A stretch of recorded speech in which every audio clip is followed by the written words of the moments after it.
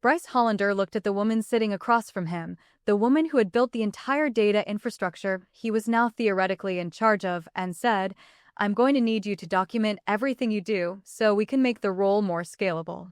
He said scalable the way people say it when they mean replaceable and haven't figured out that those are different words. The conference room smelled like dry erase markers and lukewarm ambition. Two members of his new team sat against the wall taking notes on laptops. He leaned back in his chair with the loose posture of a man who had never once been uncertain about whether he belonged in a room. I looked at him. Then I looked at the window behind him, at the gray Indianapolis afternoon pressing flat against the glass. "Of course," I said. I started documenting everything the following Monday.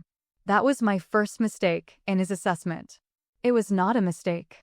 If you've ever been asked to write the manual for your own elimination, like and subscribe. Because this story ends with me walking out of a building that stopped working the moment I left, and it ends that way because I made sure it would. My name was Marlo Chen. I was 44 years old. And for 12 years I had been the reason Meridian Health Data Solutions processed 2.3 million patient records a day without a single reportable HIPAA breach. Meridian was a healthcare data integration company based in Indianapolis, Indiana. We were not a hospital. We were not an insurer. We were the invisible infrastructure between those two things, the company that sat in the middle of clinical data flows, normalized them, encrypted them, routed them, and delivered them to the systems that needed them in the formats those systems could read. If a hospital's EMR needed to talk to a regional insurer's claims platform, or a pharmacy benefit manager needed structured diagnostic codes from 14 different clinical systems, or an ACO needed de-identified population health data from 6 independent provider networks, that was us. That was the pipe we built and maintained. The product was not glamorous. The stakes were absolute. 43 hospital network clients, 19 regional insurance entities, 12 pharmaceutical and pharmacy benefit management partners. And somewhere in that infrastructure, at the operational core of how all of it actually functioned, was the system I had built in year 3 and spent the following 9 years making irreplaceable. I called it Access. The full name was Adaptive Exchange Integration System. It was not a product we sold. It was the internal middleware engine that ran the entire Meridian data pipeline. It was the translation layer between incompatible data standards, HL7FHR, CCD, X12EDI, and the proprietary formats that hospital systems accumulated over 30 years of buying whatever the vendor of the year was selling. Access was not off-the-shelf software. There was no Access support line. There was no Access user manual on a shelf somewhere. There was me. I had designed and built Access from a framework that no longer existed in any commercially supported form because the original vendor had been acquired and the acquirer had sunset the platform 7 years ago. Meridian had been running on a licensed version that I had continued to develop, customize, and extend independently. Because rebuilding the core would have required 18 to 24 months and $4 million to $6 million in development costs that the board never wanted to authorize when the current version was working and I was there to maintain it.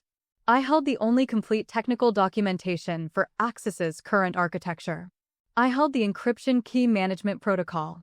I held the mapping tables, 1,847 of them, that translated between data formats across every client integration. I held the monitoring console credentials, the vendor escrow documentation, and the configuration logic for every client-specific data routing rule. But that was only the technical side of it. The weapon was something else entirely. In year 4, when we landed our first 3 hospital network clients, Meridian's general counsel and I had structured the business associate agreements under HIPAA's security rule in a way that was both standard and specific. Standard: the BAA established Meridian's obligations as a business associate handling protected health information.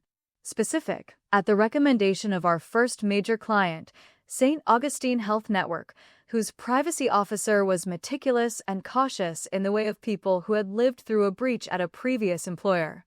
The BAA named a technical privacy officer as the designated individual responsible for Access system integrity, encryption key governance, and data routing authorization. The technical privacy officer designation was not just a title. It was a named individual, me Marlochin, listed by name and credential in the BA's Technical Safeguard Addendum.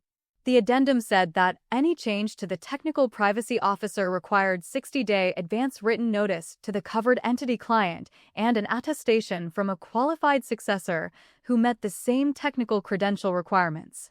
Qualified successor. Same technical credential requirements. There was no one at Meridian with the same technical credential requirements. Because the certification I held was a Certified Healthcare Technology Specialist designation with a HIPAA security rule technical safeguard concentration, plus a specific Access Platform competency certification I had completed through an independent testing body in Year 5. The Access competency certification was no longer offered. The testing body had closed in Year 6. The only person on Earth who held a current Access competency certification, by necessity, was me. I had not designed this situation to be a trap. I had designed it because credentials mattered and the work was real, and I was the one doing it. The fact that it was also structurally irremovable was simply what happens when you build something properly in an environment where nobody else is paying close enough attention.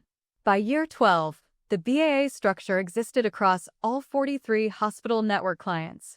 Every single one named me as Technical Privacy Officer with the same successor qualification clause. I want to be clear about what that meant in practical terms. If Meridian wanted to replace me, they had to give 60 days notice to 43 clients simultaneously, provide a qualified successor who did not exist, and manage the reputational and contractual exposure of 43 healthcare clients, discovering that the named individual responsible for the technical safeguards protecting their patients' data was being removed. Healthcare privacy officers do not take that information calmly. They escalate. They call their compliance teams. They call their legal teams. Some of them call their state health departments. Nobody at Meridian had read the BAA addendum closely in 8 years because everything had been running and I had been there. That was the gap between what they thought they had and what they actually had. My 12 years at Meridian before Bryce had looked like this. I had built Access from framework to production in 18 months, while simultaneously managing 6 client integrations. I had brought the system through 2 full HIPAA security rule updates, each of which required modifications to encryption standards, audit log requirements, and access control documentation. I had managed 3 security incidents, not breaches, incidents, the kind you catch before they become breaches, without a single reportable event reaching OCR. 0 OCR notifications in 12 years. In healthcare data, that is not a minor achievement. That is a cathedral. I had also, in Year 8, negotiated a $2.1 million infrastructure investment from the board to extend Access's core architecture when the original framework began showing performance constraints at scale. I designed the extension spec. I managed the development contract. I signed off on the implementation. I was the reason the project came in at $1.8 million, $300,000 under budget, in 14 months. My salary in Year 12 was $162,000. The company's annual revenue was $67 million. The system I maintained sat at the operational center of all of it. Nobody on the executive team, including the CEO, could have explained to an outside auditor what Access actually did or how it did it. That was not a flaw I had created. That was a flaw the organization had chosen by treating infrastructure as a fixed cost rather than a strategic asset.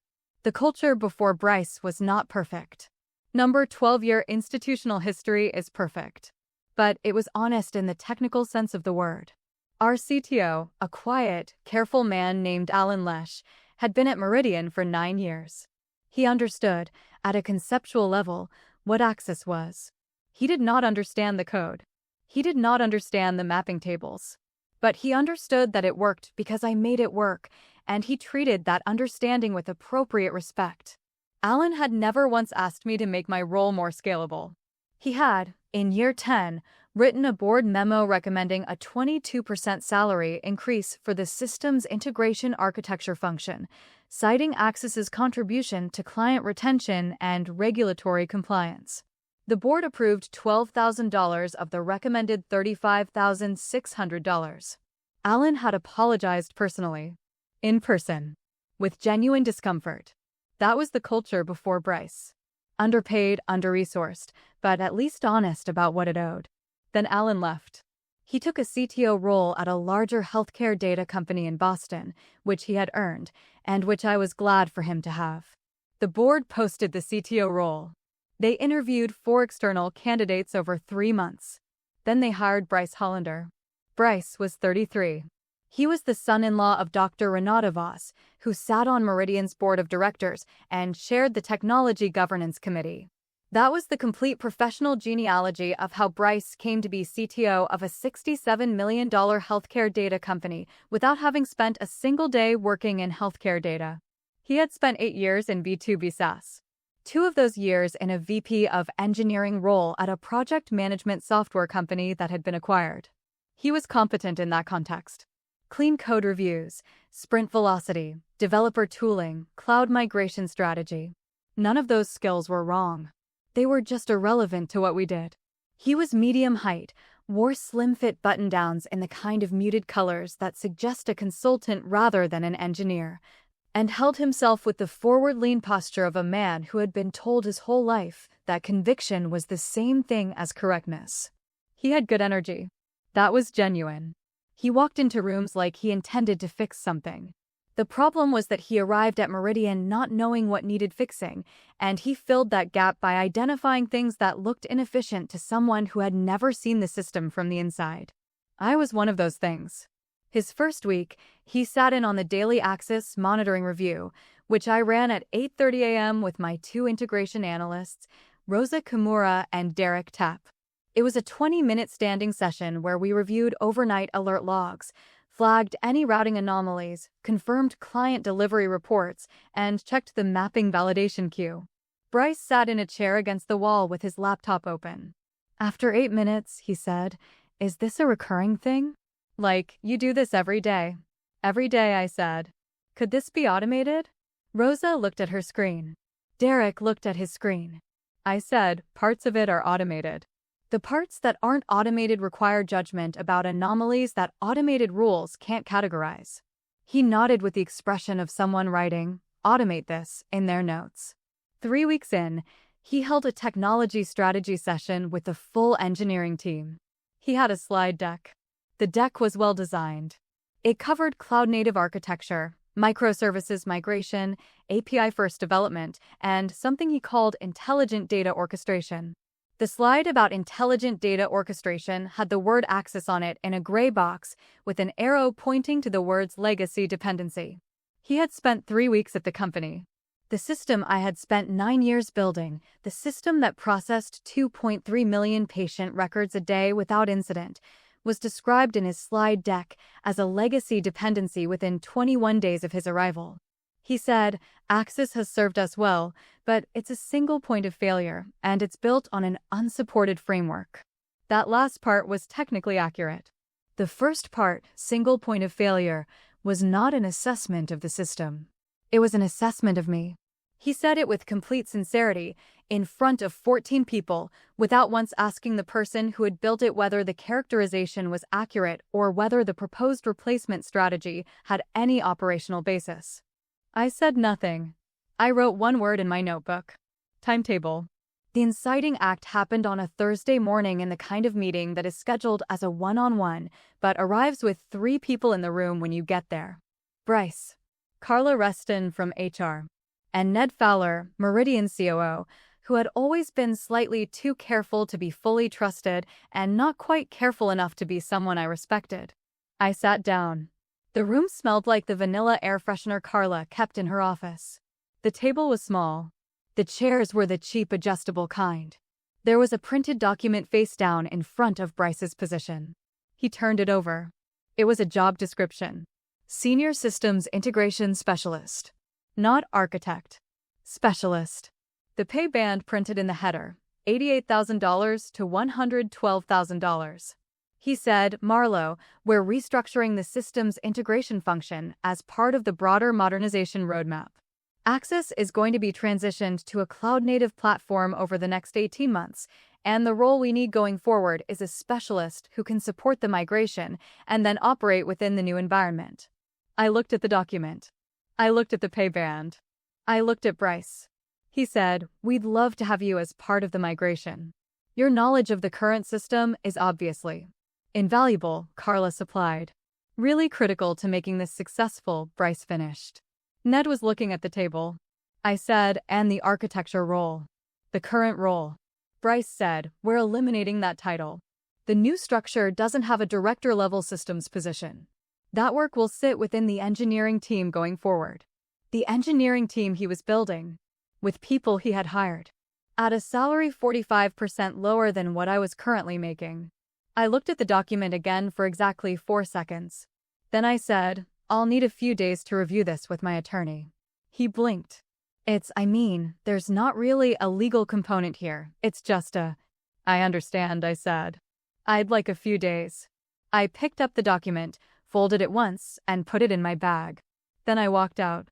Carla said something behind me as I reached the door. I did not stop. The hallway smelled like corporate carpet and recycled air and the specific institutional quiet of a building that did not know yet what it had just set into motion. That evening I sat in my kitchen in the condo I had owned for 6 years, on the 14th floor of a building that looked out over the White River and the lights of downtown Indianapolis going softly gray in the November dusk. My attorney was a woman named Patricia Weld, a healthcare compliance specialist I had worked with twice before on vendor contract issues. She was in her mid-50s, direct and completely unimpressed by institutional authority, which was the quality I found most professionally useful. I called her at 6:15 p.m. I told her about the restructuring, the title, the pay band, the migration plan. Then I told her about the BAA Technical Privacy Officer designation. She was quiet for a moment. "Is it in all 43 current BAAs?" "All 43. All with the same successor qualification clause?" "The language is consistent across all of them. A few have minor variations from client-specific negotiations, but the core structure is the same. And you hold the only current Axis competency certification. The testing body closed in 2017. Another pause. "Marlo, if they eliminate your role without following the BAA notification protocol, every one of those clients is owed a 60-day notice." "Yes. And they can't produce a qualified successor." "No. Which means the covered entity clients have grounds to treat the TPO designation as unfilled. Which triggers their own internal compliance review requirements," I said. "Yes. Hospital privacy officers are not flexible about unfilled technical safeguard designations." "No," I said, "they're not." Patricia exhaled. "Are you going to accept their offer?" "I'm not going to accept their offer." "Are you going to notify them about the BAA exposure before you resign?" I thought about that for a moment. "Patricia, I am a named professional on 43 HIPAA business associate agreements. I have a professional obligation to those covered entity clients. If my designation is going to change, those clients are contractually entitled to notice." She said, "I know. So I'm going to give the notice. As a professional obligation. Not as a threat. Not as leverage. As the thing a person with a TPO designation is required to do when that designation is changing." A long pause. "When are you planning to resign?" "Monday. Notice effective immediately." "They'll try to stop you." "They'll try. They will also argue the notice is unauthorized. They can argue that to Patricia Weld of Weld Healthcare Compliance Council." She laughed. "Short, clean." "Okay," she said. "Call me Sunday. We'll prepare the notification letters together." I made tea after we hung up. Green tea in the ceramic mug I had bought in Kyoto during a solo trip in year 9, the trip I had taken instead of accepting a project management certification course the company had offered, because I had decided, clearly and without regret, that I was done doing things that served Meridian's interest over my own. The mug was smooth and slightly warm in both hands. My cat, a large gray domestic shorthair named Horace, settled against my shin on the kitchen floor. The city below was quiet the way cities are at 7 p.m. on a Thursday. Not loud, not silent. Just inhabited. I drank my tea. I watched 2 episodes of a documentary series about structural engineering, bridges and the forces they were built to carry. It was very good. I slept at 10:45 p.m. Sunday afternoon, Patricia and I spent 3 hours on the documents. We drafted 43 notification letters. Each one was addressed to the privacy officer or designated compliance contact at the covered entity. Each one was factual, professional, and precise. They informed the client that Marlo Chen, the named technical privacy officer under the Access Technical Safeguard Addendum to their business associate agreement, would be ending her designation effective with her resignation from Meridian Health Data Solutions, that no qualified successor had been identified or designated by Meridian, and that per Section 4(b) of the addendum, the covered entity had the right to initiate a formal compliance review and/or seek written remediation assurances from Meridian within 60 days. We sent them at 9:17 p.m. Sunday via certified email with delivery confirmation. Then I sent my resignation letter to HR, Ned, and Bryce at 9:22 p.m. Effective immediately. No transition period. No 2 weeks. Effective immediately. I went to bed at 11. Horace slept at the foot of the bed, which he did when the weather was cold. The first stage of the unraveling arrived Monday morning before 8 a.m. Carla from HR called my personal cell at 7:43. I did not answer. At 7:51, Ned Fowler called. I did not answer. At 8:04, Bryce called. I did not answer. At 8:12, I received an email from Meridian's general counsel, a man named Thomas Wick, who had been at the company for 6 years and who I had always assessed as competent but stretched thin in the way of solo in-house counsel at growth stage companies.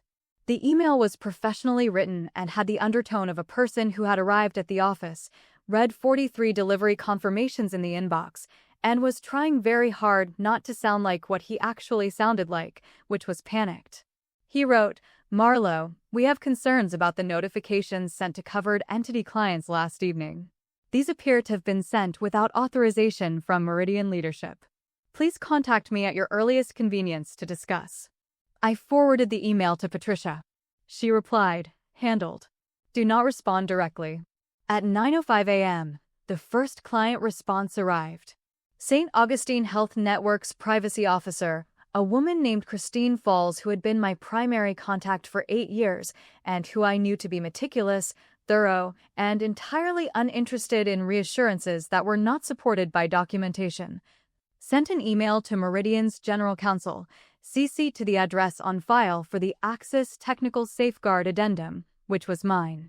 She wrote, "We have received notification of a change to the Technical Privacy Officer designation for our HIPAA BAA with Meridian. Per Section 4(b) of our addendum, we are initiating a formal compliance review. We require written confirmation of successor TPO credentials and designation within 30 days. Please advise on the process and timeline." Then she CC'd her own general counsel. That was 9:05 a.m. By 10:30 a.m., 11 more covered entity clients had responded with similar language. By noon, 19 had responded. By 3 p.m., 27 had responded. The ones who hadn't yet had either not read their email or were in the process of routing the notification through their legal and compliance chains, which was a process that took time but produced the same destination. Thomas Wick called Patricia at 10:15 a.m. Patricia told me later he used the word concerned 6 times in 9 minutes, which was his professional way of saying catastrophic without committing to the word in writing. He wanted the notifications retracted. Patricia explained, calmly and in some detail, that the notifications had been sent by the named TPO as a professional obligation under the BAA structure, that retracting them would require the cooperation of the named TPO, and that the named TPO was no longer a Meridian employee. He asked what Marlo wanted. Patricia said she would convey the question. She texted me, "They asked what you want. Your call on timing." I texted back, "Let them cook until Wednesday." She replied, "Understood." Tuesday was stage 2, and stage 2 was worse. Because Tuesday morning Bryce's team tried to access the Access monitoring console. Access authentication used a key-based access protocol that I had designed. There were 4 access tiers. Tier 1 was monitoring only. Tier 2 was configuration access. Tier 3 was mapping table administration. Tier 4 was full system administration, including encryption key governance. My Tier 4 credentials had been deactivated when I resigned. Standard IT offboarding. What Bryce's team had not realized was that every other active administrator credential below Tier 4 had been provisioned by me, under my administrative authority, as delegated subcredentials. When my Tier 4 was deactivated, the delegation chain that kept the subcredentials active was severed. Not maliciously. Not deliberately. That was simply how the authentication architecture worked. The subcredentials were not independent. They were derivative.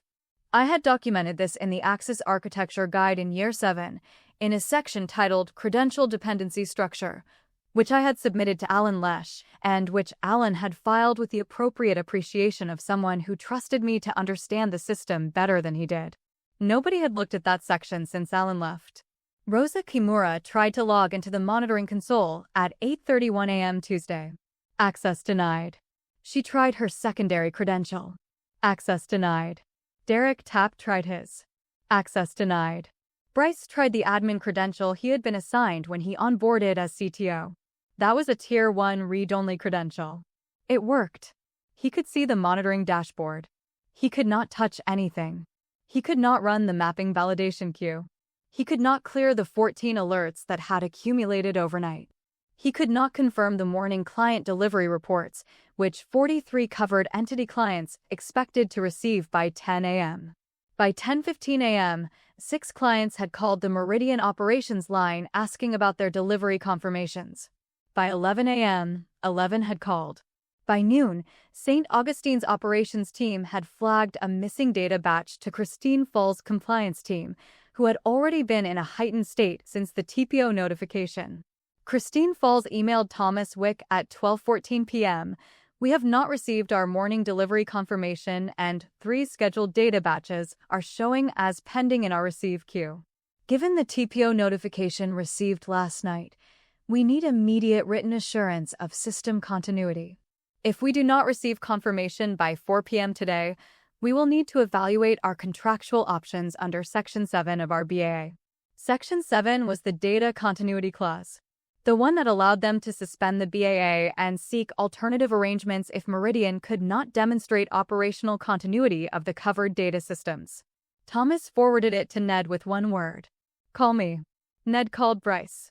Bryce called his most senior engineer, a 29-year-old he had hired from his previous company named Patrick, who had been at Meridian for 4 months and whose entire knowledge of Access consisted of what I had briefed him in 3 orientation sessions. Patrick looked at the credential denial errors. He called Rosa. Rosa told him about the Tier 4 dependency architecture.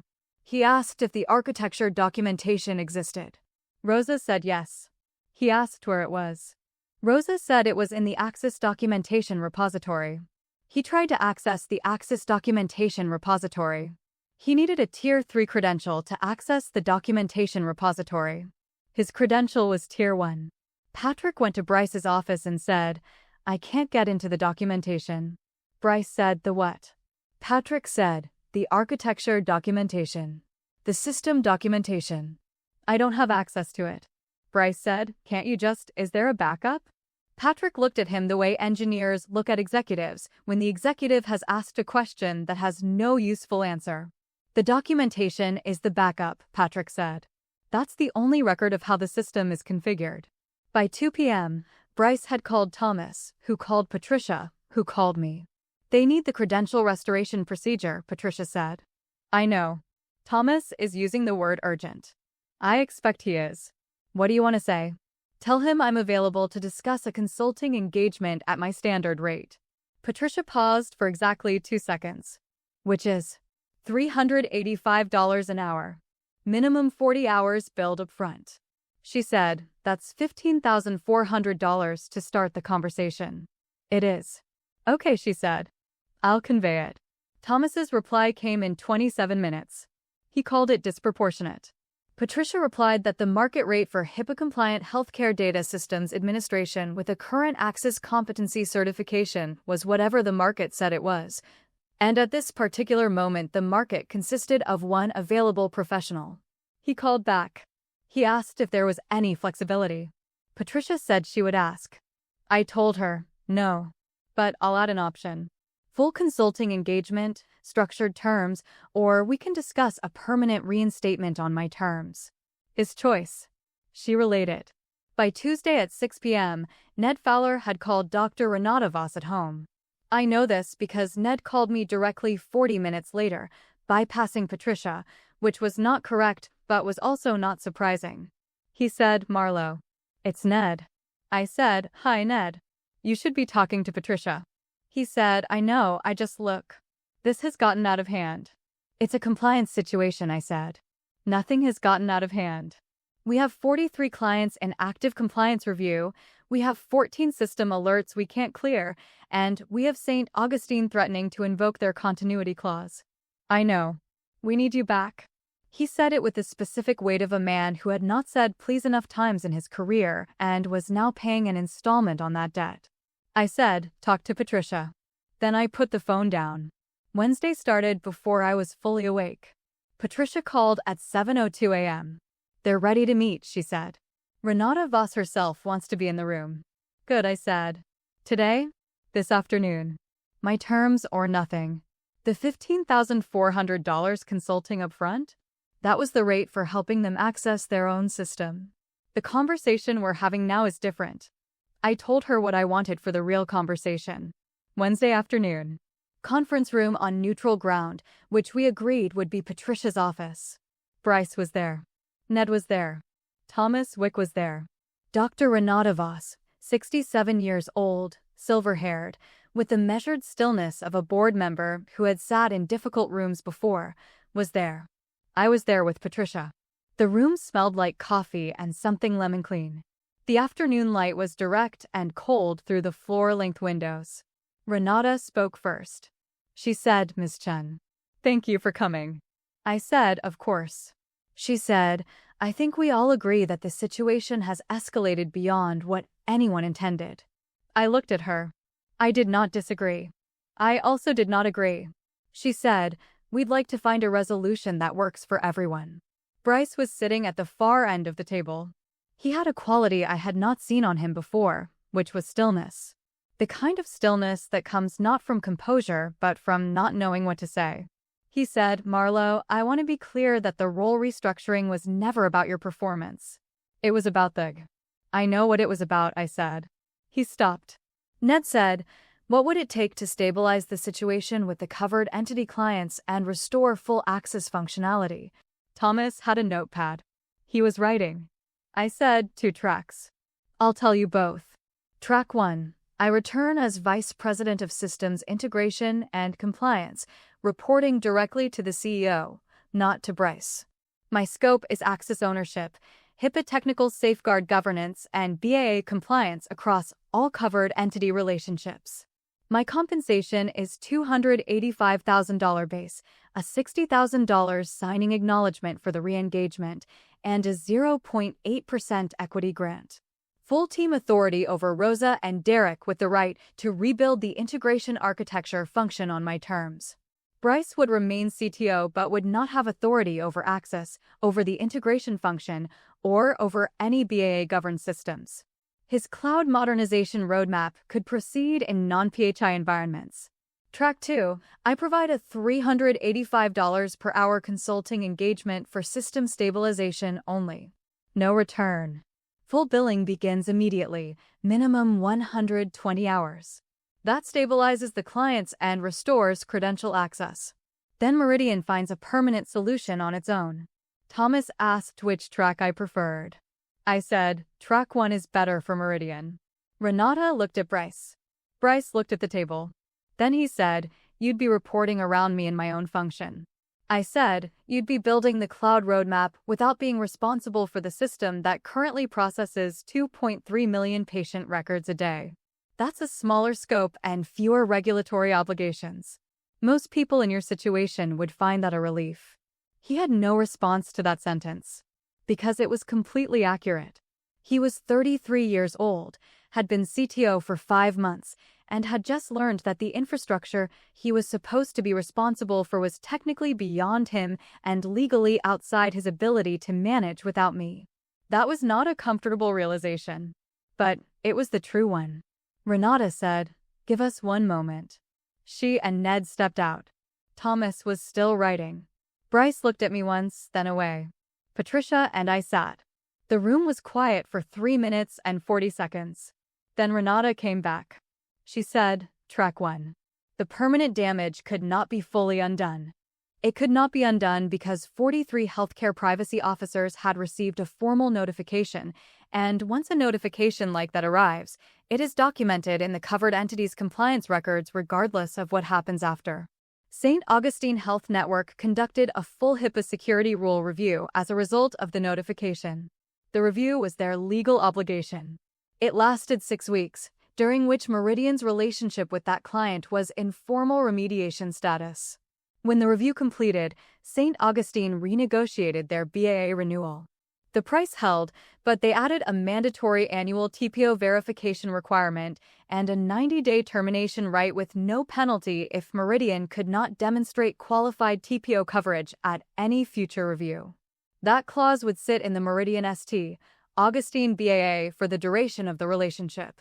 Every future due diligence process, every M&A review, every regulatory audit would see it.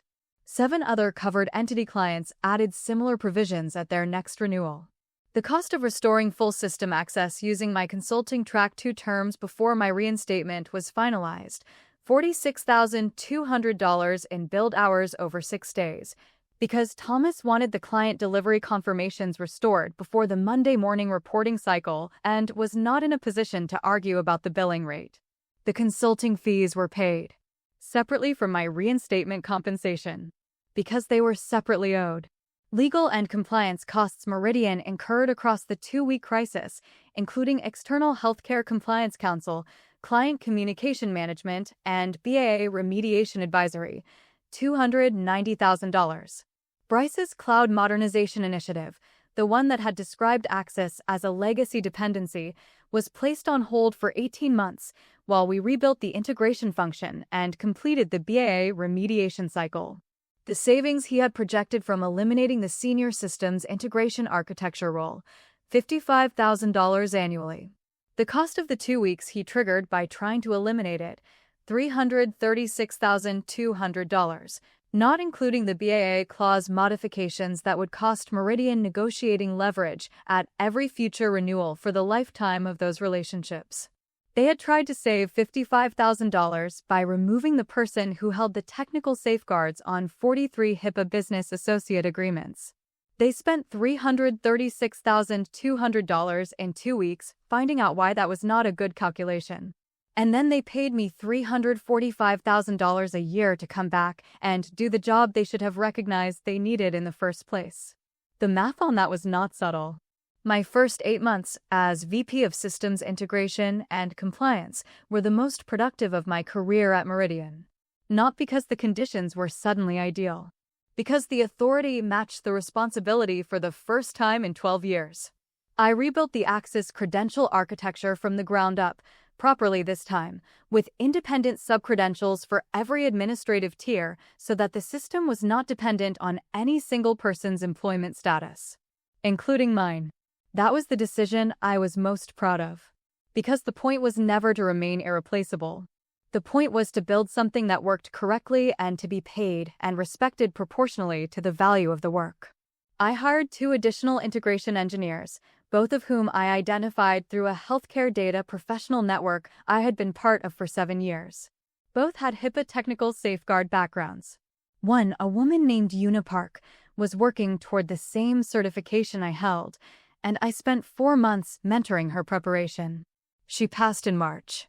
When she passed, I updated the BAA successor designation documentation across 43 client accounts to include Una as a qualified co-DPO. Christine Falls at St. Augustine sent me a personal email. She wrote, "Marlo saw the co-designation notice. This is exactly what we asked for 3 years ago. Thank you." I had not told her about the 3 years of asking. She had drawn her own conclusions from the documentation pattern. That was a different kind of satisfaction than the operational kind. Quieter. More lasting. Rosa and Derek were both still on my team. Rosa had navigated the Monday credential crisis with the composure of someone who had spent years in the habit of not panicking, and that quality was worth retaining. Derek had updated the Axis monitoring automation in year 13, and the automation he built reduced the daily monitoring review from 20 minutes to 9. That was 18.5 hours per year of capacity recovered. I wrote him a formal performance note for the file that used the word excellent. Bryce remained CTO. He built his cloud roadmap in the environments where it was appropriate. He was not, as far as I could tell, a bad person. He was a person who had arrived too fast into a role too large and had been insulated from the downstream consequences of his decisions for long enough that he did not know what those consequences looked like until they were sitting across a conference room table with an attorney. He had learned something in the crisis. That was visible. Whether it was enough depended on the next thing he tried. I was not invested in that question. In the spring, about 9 months into the VP role, I was presenting at a regional healthcare data governance conference in Cincinnati. Small room, 80 people, mostly compliance officers and integration architects from regional health systems and data services firms. I presented on BAA technical safeguard structuring, specifically on how the TPO designation model could be used to create durable accountability for covered data systems in multi-party data exchange environments. It was a technical presentation. There were 4 slides. No narrative arc. Just the architecture and the logic behind it. Afterward, 6 people came up to speak with me. 3 wanted copies of my slides. 1 asked about consulting availability. 1, a privacy officer from a health system in Dayton, said she had been dealing with a BAA gap issue for 2 years and had never seen it framed the way I had framed it. She said, "How did you figure out to structure it this way?" I said, "I built a system that needed protecting.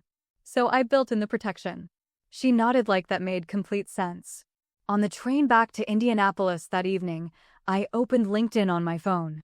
There was a new post from a healthcare data industry publication. The headline was, "Meridian Health Data Solutions announces new executive leadership structure following integration function restructure." The article named me as VP of Systems Integration and Compliance. It described the Axis CodePO designation model as an example of emerging best practice in BAA governance for multi-client data intermediaries. It did not mention Bryce. The article had 34 comments. I put my phone face down on the seat, watched the Indiana flatlands slide past the window in the gray early spring light, and thought about Horace waiting at home, and the Kyoto mug, and the documentary about bridges I hadn't finished. There is a specific kind of satisfaction that has nothing to do with winning and everything to do with building. Not the building of a case. Not the building of an argument. The building of a system that does what it is supposed to do, that protects what it is supposed to protect, that continues to function correctly long after the person who designed it is gone. That is the only kind of architecture that matters. They thought I was a legacy dependency. What they didn't know is that I was the specification. Every system either has one or it doesn't. The ones that don't, you find out eventually. Usually at the worst possible time. Usually when someone who thought they were streamlining something discovers what the thing they streamlined was actually holding up. If you've ever been the invisible load-bearing wall in a building full of people who thought they were the architects, like and subscribe. And drop a comment telling me what you built that nobody understood the value of until it was gone. I read them. Because that's where the real stories are, not in the boardrooms, but in the quiet years of competent people doing irreplaceable work for institutions that didn't know what they had. Until they did.